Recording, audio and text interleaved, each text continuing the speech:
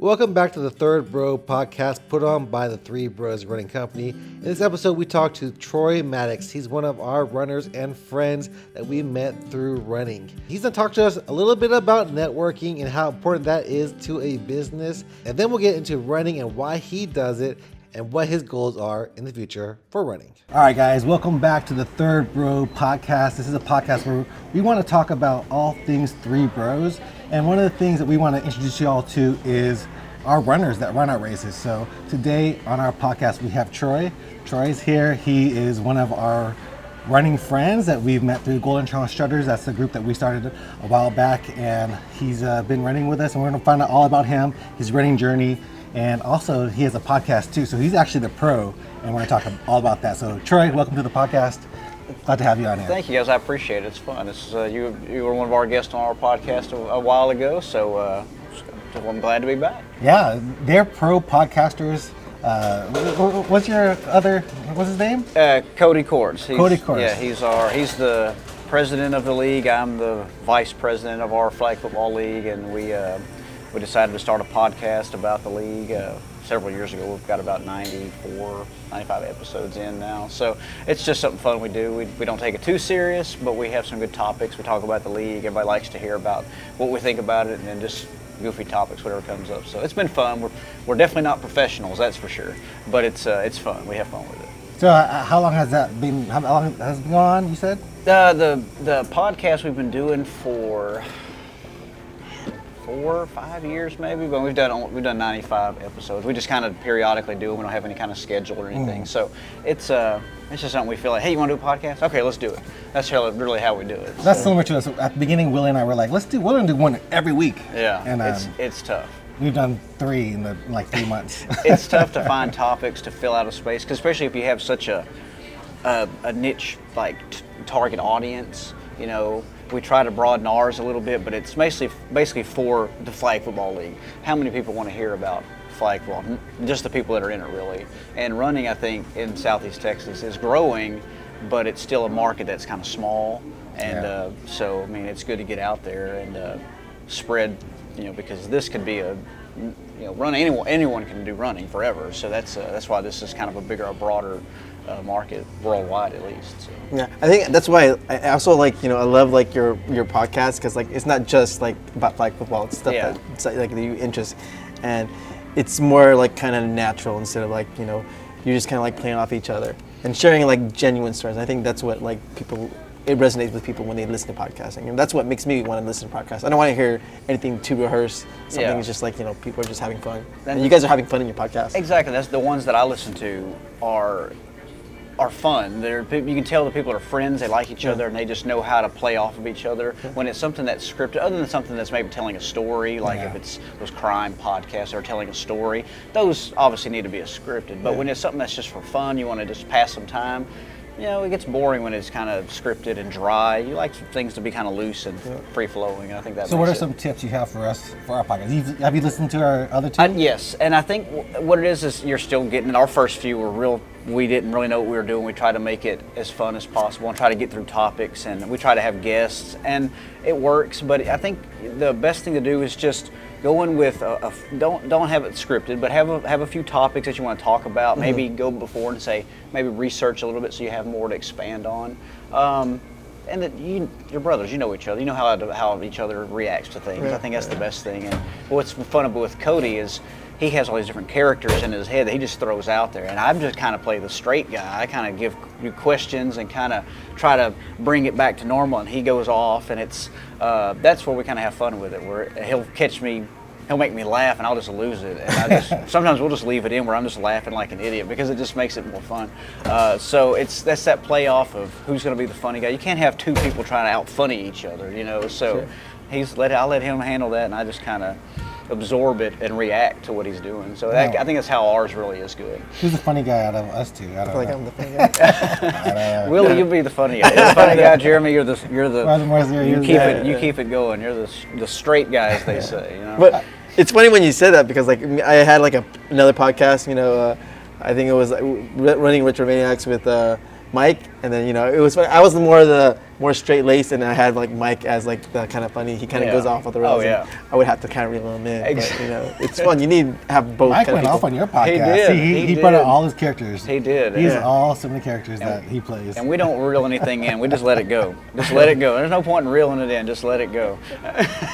So we talked about Troy. I introduced you, but how do you introduce yourself whenever you meet somebody at a networking event? Like, because we've seen you at a lot of networking events too, right? I think the main thing that helps me is working with Bill Clark Pest Control. Is I have that logo that's everyone knows what that logo is around here. We've been in business for over 65 years, and that logo, everybody knows that's pest control. That's Bill Clark Pest Control. So I think that's my first end, is that there's Bill Clark. We know what that is. So we already have that kind of trust built up behind the logo. And then what I think, introducing myself to people, obviously you want to gather as much information from people. You want to show interest in those people, I think, instead of most people go to networking and they're trying to sell you on something. I think what you learn in some of these things is build relationships. Yeah. You build those relationships with people. Don't try to sell them on something. Maybe just show interest in what they do and who they are, and eventually it builds that relationship with people. And then you find out that they're more willing to come across and introduce you to other people more quickly, I think, that way, because they know you. They know that you show an interest in them. Don't go there to sell them. I think if you go there and just meet people, introduce yourself, try to show interest in them, that's the best way to kind of get in these networking events, the best way to get the most out of it. Yeah, networking is super important. I know Willie and I, we go to so many, and we meet a lot of people, and we're lucky to meet people that actually have helped us to get scholarships, get other things as well. So I know Willie's really big into networking too.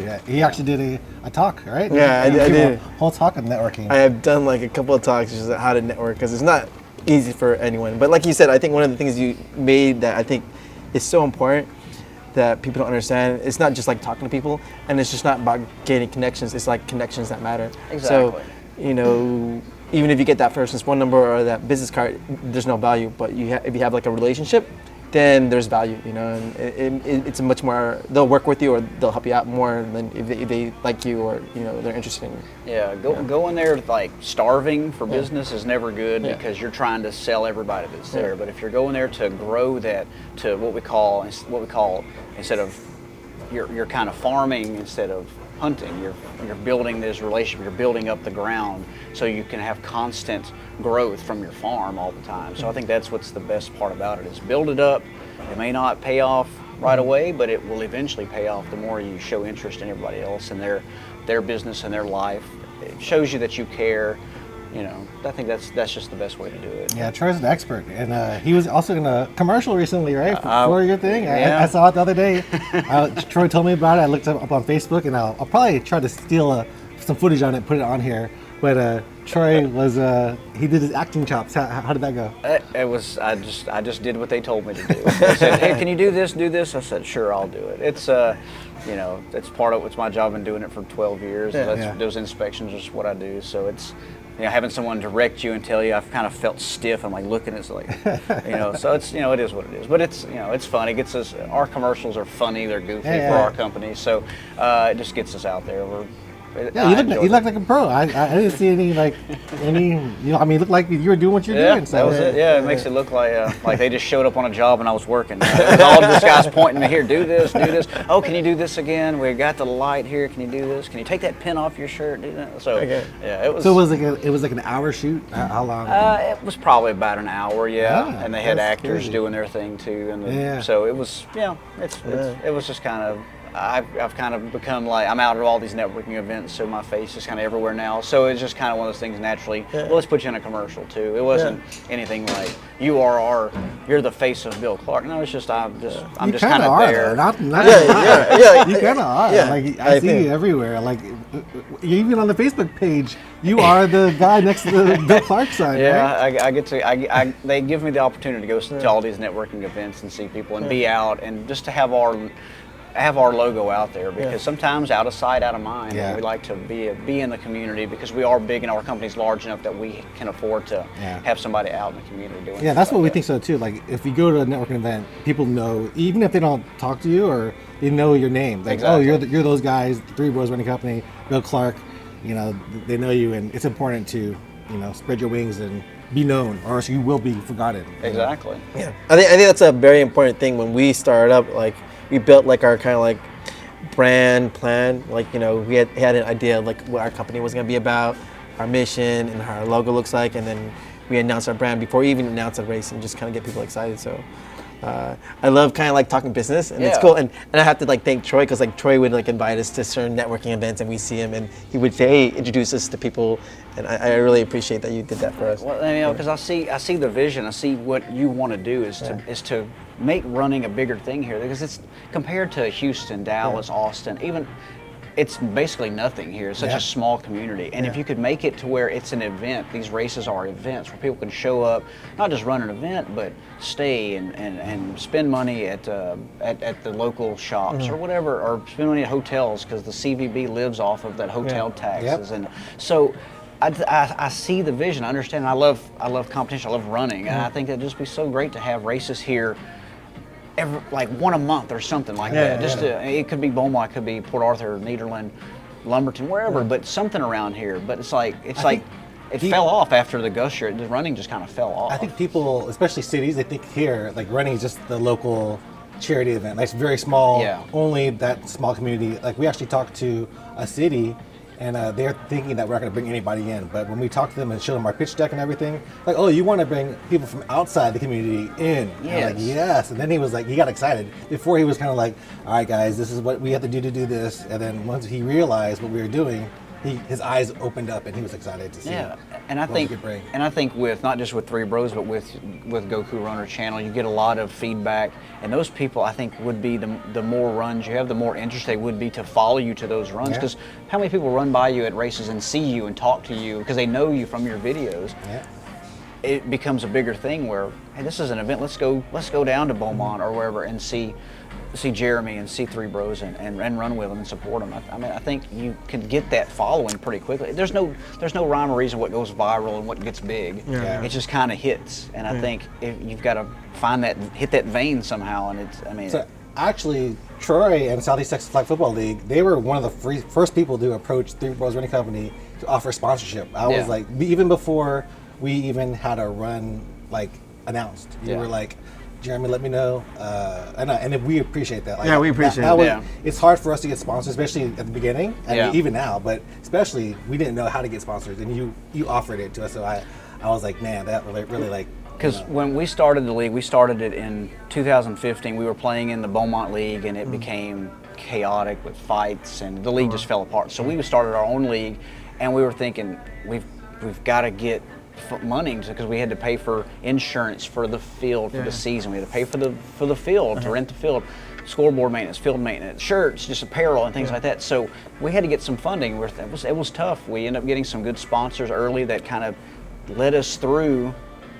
Then we of course teams pay to play in the league, so that kind of helped us, and we ended up getting enough to where we could have scholarships for our first responders tournaments or donations to the 100th Club of Southeast Texas. We lucked into a few scholarships or a few sponsorships, and the others were just donations or people wanting to actually sponsor us after seeing what we were and who was actually donating to us or sponsoring us. So it's tough. It's hard around here to get sponsorship. People usually set their budgets and they don't want to bend off of their budgets, so you got to hit them at the right time, or you just kind of get lucky. And we got lucky early on, and that rode us through to the next year when we started getting enough to kind of sustain ourselves. So why did you want to offer us the sponsorship right away? Like when you because it was I'd been running with y'all for about a year, I guess, before you started, and I saw the vision. I saw that it's like, let's try to get I wanted to show that there's other things around here that are interested in helping, and I wasn't sure how many sponsors you had or you were going to get,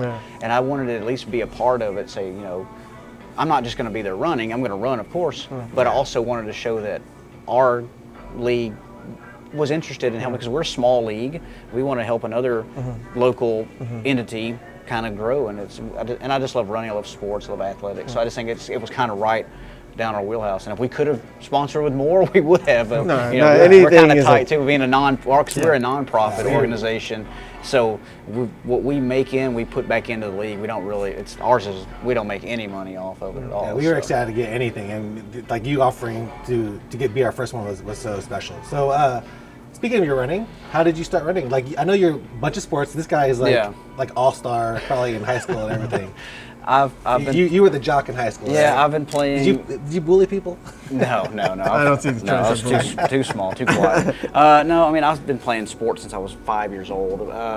When I got into football, baseball, and then I started running track in junior high, and I got kind of addicted to it. My first race I ever ran, I ended up winning the 400 meters, and I was like, oh, I like this. So I started really just wanting to be good at that. So played baseball, played football, went to Southern Arkansas University, played football there, and I ran track there. So I played 2 sports while I was there. In college you played? Yeah, and I didn't really play much football. I got on the field a few times, but nothing like I was there. I was You on actually the team. toured Salinas. Oh yeah, I visited, you visited Kansas Wesleyan University in Salina, Kansas. I was on one of my recruiting trips. Didn't go there. The snow was not going to be for me. But at Southern Arkansas, I was on the football team and I ran track, and I came in second place in the conference in the 400 meters. What was your time?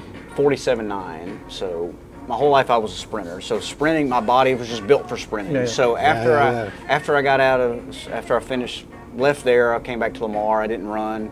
Graduated from Lamar, but I started running again. I would do an occasional run here and there, but nothing where I was training for running. Occasional 5K or just Occasional 5K, just here and there, just maybe one every couple of years. Okay. Nothing at all. So I would run. When I moved back into Beaumont, I started running with the Strutters again. Maybe a year after y'all started. I ran with y'all, and then got out of that when I moved back out of Beaumont. And then I guess about maybe 2 years ago now, I started back running with y'all again, and I don't know, it just kind of clicked in me where, man, I like doing this, and I can do this forever, because I was playing flag football and softball, and it's beating up your body, and I'm getting 40 years old, and like, I can run until I'm dead, but those other sports, I can't do that anymore. So I started running, and I'm working with Haley at On the Run, to get me some good shoes, and just getting into the running game was so different. And these long distance runs I said long distance, like the 5K. First one I ran, I couldn't finish. Yeah. And now I do a 5K for practice. I'm like, oh, this is it. That's all I did. Like, your body, you can feel your body change the way you're running, and The distance gets easier, but the speed gets. You're not happy. You're never happy with your speed. No, never. happy with your speed. No, Like, I feel like, why am I not going faster? Why am I not going Yeah. faster? But I'm older, and I don't eat the right way ever. My nutrition is terrible. That's the one thing. I can't ever eat right. But I feel like I do physically enough running, and I need to probably do some more weights. I don't do any weights anymore like you do. But I feel like if I did that, I would. I'd get a little faster. So you think the group has helped you in running? Oh, or? definitely, yeah. Because there's always somebody there that's going to push you, or at least is going to encourage you. It's been a great group. Because we'll run on the trail, or we'll run the hike and bike, or we go downtown. I love the downtown run. I miss that. So Back in the day, we had so many speedies, as I call them, like you. Like now, you are the speedy person usually. Like the other day, we ran with Bruce and them. I was like, oh, Troy has somebody to run with.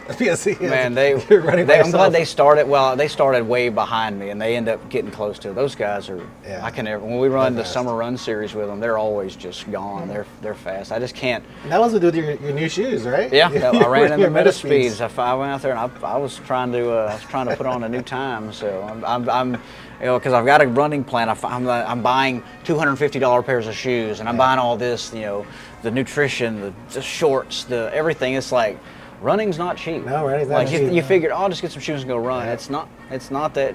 You have to kind of put yourself in a training regimen and have the right things. You can't just throw on a shirt and shoes and go run, because it's if you want to get better at it. Anyone can go run, but if you're really training to get better at it, you've got to really put your body through a lot of. You got to stress your body out. You really do. I mean, when you kind of mentioned about like the stress kind of thing, I remember you did like habanero. Yeah. Like I think was that your longest run? That was my longest one at the time, and it was only 6 miles, 6 miles, 6 miles. Still, so, but yeah, in the running that trail, the elements, the time in between, I didn't eat near enough in between. I thought I was, because I wasn't really hungry. I was like, if I eat too much, I'm gonna throw it. But I didn't eat near enough in between my runs. And I did 18 miles, and it was like I said I couldn't go anymore. Yeah. I was done. That's the Habanero 100. Habanero is the race that starts at noon. Yes. And it's 100 degrees plus. Yeah. For most of it. So. And I'd planned to run the 4 loops. Dave was gonna, everybody was gonna run 3, and I was gonna run 4. That's right. When I finished my 3rd one, I said, I'm done. I can't go anymore. And then Dave ran it. And Dave ended up running. He got injured, and then I blame myself. I keep blaming myself because he said, it's not your fault. I was ready to go. But I felt bad because he ended up getting hurt after that and had trouble at his marathon next time. But now I'm going to sign up for the Habanero, for the 50K at the Habanero. Because my training has led me to that where now I can do that. It's still going to be hard. It's not going to be easy. But I think now running 18 miles to running 32 miles a year later at the same course, it just shows how much effort I've put into it, and just how much the running group builds you up. You know, you can go run every so often, but when you're with a group that runs twice a week, and then you of course run an extra as well yourself, it makes you want to get out there and do it. Those days where you sit around and don't run, you're like, what am I doing? I need to go run. And you get up and just, I'm gonna go run. So that's what's great about the running group. And plus, we go to places and run these races as a group, too. It's a fun, I mean, that's where you make your best friends, you know? I mean, from my running group, I met Anna, I met you, met Chris, everybody else. So. You don't even look at it as like you're running, you're looking at it as like you're hanging out with friends. That's just kind of the whole thing. It's, you're running, and everybody's like, oh, you're going to go drink a beer or eat a pizza after running? Well, yeah, we busted our butts out there running. I mean, we deserved it. We earned it. It surprises you how many people think that, like, you're so healthy if you're running. I'm like, you know, people are drinking beer in the morning. Yeah. Pizza. Running is more of a, I don't know. For me, it's like just stress reliever. It is. More than recently now I'm getting back into running, but before that I was just going out there just to relieve some stress. Yeah. You know? I always notice where I'll get out there, I'll get stretching, and we'll go and I'm like, I don't want to be out here, I want to do this. And then I'll get half a mile or a mile in, like, oh, this is fine, I'm good, I'm going to keep going. It's like everything just kind of fades away, and the soreness fades away after a mile or so, and you just get out there and go, and it realizes you can just sit there and think about whatever, or it's a stress reliever. I think it's, especially. Do you consider yourself a new runner still? Because you just ran your first marathon. Was it this year? Yeah, it was in March. At Seabrook. I always will consider myself a new runner because I ran it collegiately 20 years ago, but that was a sprinter. That's a different type of body run. It's just a totally different thing. So I still consider myself, it's 2 years in, but I feel like I've had enough running in my life that I know how my body works and I know how to push myself. So I'm going to say I'm probably an intermediate level runner based on my times and how I finish, but I still think I would consider myself a beginner compared to these people that have run like Brian and Ike and Chris that have been running for years, So would you ever want to run the Boston Marathon? If I could qualify for it. I just don't know if I'd ever be able to qualify. I'd have, I was looking at the times. The time that I run now, you broke 4 for your marathon, I did break right? 4, yeah. So I would have to be like 65 for me to actually qualify. So it's like, I'm sure the next that was on a trail. That was on a trail. That was, the weather was wild. That's different. So running on the road, like I've got my first half marathon coming up in a few weeks in Waco, and it's going to be my first half marathon on a road. So it's going to give me a more accurate time, I think. And what's your goal for that one? I said 145. I hope I can get there. I definitely want to get under 2, but I think you can get under 2. I think I'm saying 145. I think I can. That's what 8-minute mile. I think I could do that. So and they plus are going to have some groups that pace while they're running. So I think I can get with like that group. Because I notice when I'm running by myself, I tire out a lot faster. But when I run with somebody, I can run the same pace and I don't tire out. I don't know what. So that's your first half marathon race ever? Road race. Well, the first one was at Brazos Bend in December. I did the half marathon then. Okay. And remember how it was? It was cold 2 weeks leading up to it. And the day of the race, it was 80 degrees and humid, and it zapped me, and I barely. I did like 2:07 because I walked for like 2 miles and that thing. So it was pretty tough. That was a learning experience. Every one of these races you learn something from, I think. you can't get discouraged from it. Yeah, you may not finish like you want, but I think it's a learning experience. And I've always said I've learned more from my losses than my wins in my life. So what were your like 5 running mistakes that you made? Number one, I take off way too fast because I was as a sprinter in high school and college. You get out front and you stay out front and you win the race. And I take that mentality into all these races. I was running that marathon with at Seabrook, and we were all took off in this little amoeba and went in this pack, and I just felt boxed in. I was like, I can't be in this. So I take off and get out in front. Get excited too. And, right? Yeah, and then I'm burning energy. I'm like, I've got 27 or 25 more miles to go. What am I doing? And by that time, it's like, you've already burned a lot of energy. So I've got taking off way too fast is my thing.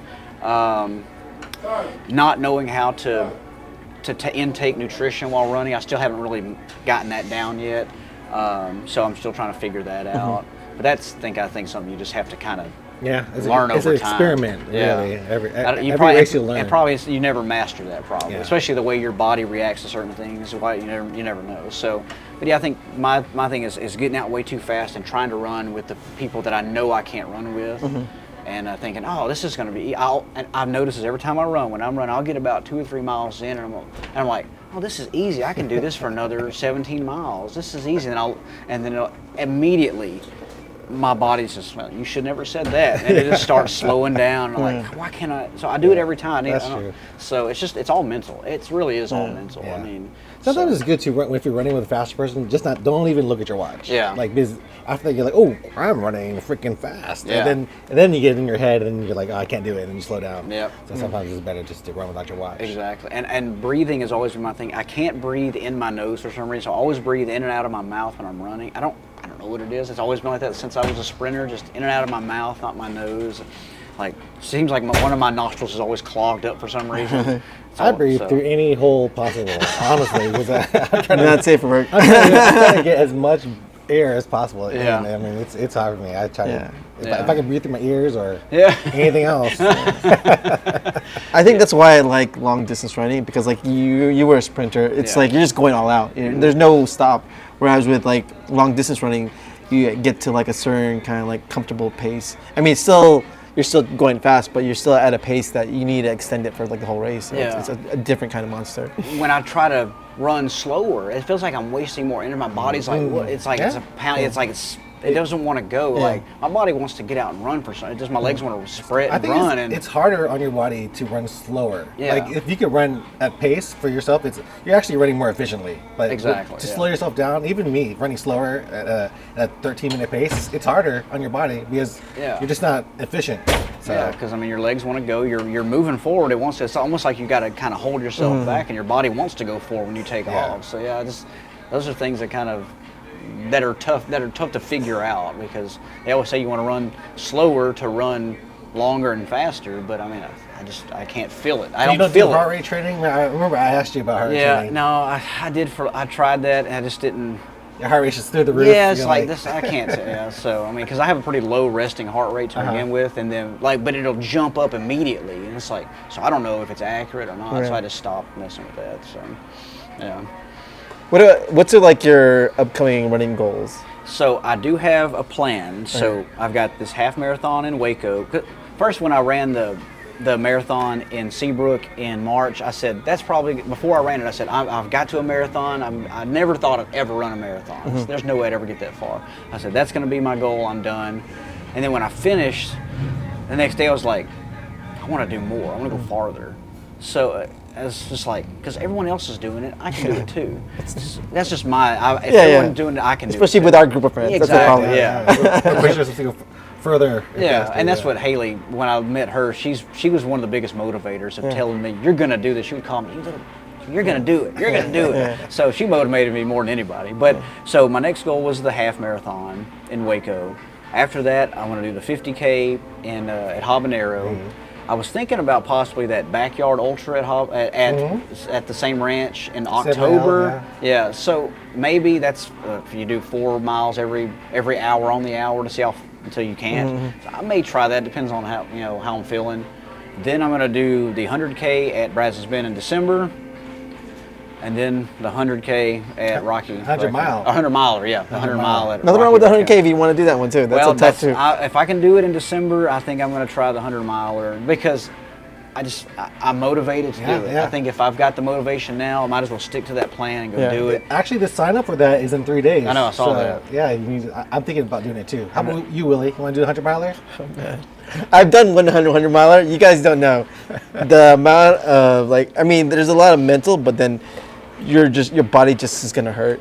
Nothing's gonna feel good after like maybe miles 60, 70 upwards, and then just like forcing yourself to keep pushing through. So and my thing is like setting up, having water, food, breaks, resting, when to rest, when to because I've always noticed when I do stop and walk, my body's like, all right, this means we're done. Yeah. So it takes me a lot to kind of get the muscles moving again. You can be his pacer. Yeah. There you go. Pacer. Yeah. You have to have a good pacer. I think you need to have a pacer if you do this 100 mile. Yeah. I feel like the 100K you'll be okay with, but the 100 mile definitely need a pacer. But if we have You're hired. if we have a group, yeah, you don't have to convince them anymore. But I am thinking about running it too. I think I was like talking about if there was any 100 miler because I've already done Brazos Bend 100. Yeah.